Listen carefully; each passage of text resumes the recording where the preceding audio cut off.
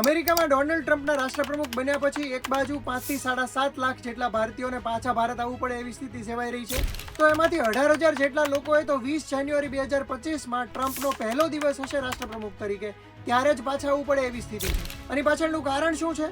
તો અમેરિકાના જસ્ટિસ ડિપાર્ટમેન્ટે 14.45 લાખ જેટલા લોકોની યાદી બહાર પાડી છે જે અમેરિકામાં ગેરકાયદેસર રીતે રહેતા હોય. આમાંથી 17,940 જેટલા ભારતીયો છે જે મુખ્યત્વે ગુજરાત, આંધ્રપ્રદેશ કે પછી પંજાબના રહેવાસી છે.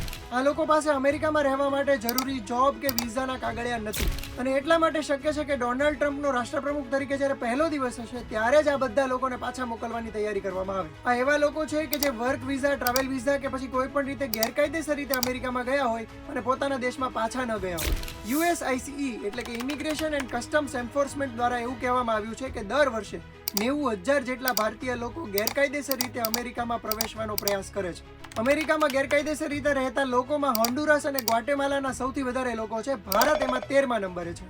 હવે આવા લોકોને અમેરિકા જો પોતાના દેશમાં પાછા મોકલી દે અને એ દેશ એમને સ્વીકારવાની ના પાડે તો શું થાય? તો એલિયન એનિમી એક્ટ હેઠળ ટ્રમ્પ ગવર્મેન્ટ એમને સીધા જ જેલમાં પૂરી શકશે. આટલું જ નહીં, જે દેશ આ રીતે નાગરિકોને પાછા સ્વીકારવાની ના પાડશે એ દેશના માલસામાન પર US ગવર્મેન્ટ આકરો ટેક્સ લગાવે એવી પણ શક્યતા છે. એટલે ઘણા બધા એક્સપર્ટ એવું પણ કહી રહ્યા છે કે આ આંકડો બહુ નાનો હોય તો પછી જે તે દેશની સરકારોએ એમને પાછા સ્વીકારી લેવા જોઈએ, કારણ કે એ રીતે અમેરિકા સાથેના સંબંધો સાચવી શકાશે અને આ પ્રકારના ટેક્સમાંથી બાકાત રહી શકાશે.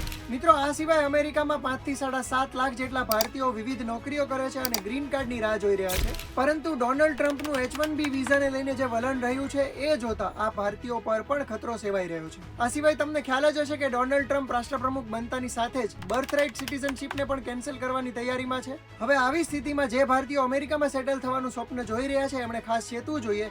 આ સમગ્ર કિસ્સા અંગે તમારું શું માનવું છે અમને કોમેન્ટ કરીને જણાવો અને આ જ પ્રકારના વિડીયોઝ જોવા માટે ગુજરાત સમાચારના ડિજિટલ પ્લેટફોર્મ જોતા રહો.